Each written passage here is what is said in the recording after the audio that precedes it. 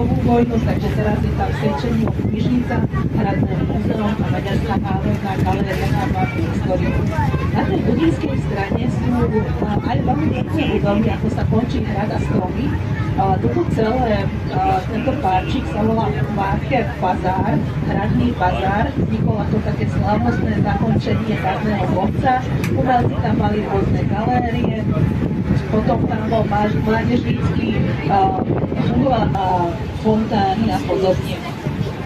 Na tej Pešťanskej strane máme už hotely, hotel Menilky, je tento zelený. Potom vidíme tam dve kostolné vežičky, to je grécky kostol s tými malými vežičkami a svätého Gellerta. A celý tento kopec sa volá Gellertov kopec alebo Gellertov vrch. Tuto na budinskej strane je taká zelená maličká kupolka a potom tie budovy, biela budova, žltá budova a podobne, to sú Rudaškúpele.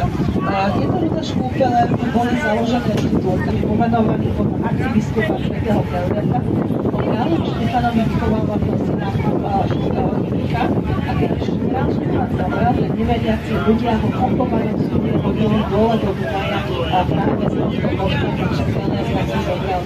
Na Pešťanskej strane v týchto priestoroch vidíte veľké výletné lode, to preto, lebo tu veľký medzinárodný prístav, dá sa sem teda prístav loďov a väčšinou vykotvia tieto veľké výletné lode. Ďalší z mostov bude tento zelený, most Slobody. Pôvodne sa volá Mostisára Františka Jozefa, pretože on tam pribil posledný klinec, libovný klinec, boli vylité jeho monogramy. Samozrejme, ten klinec ukradli,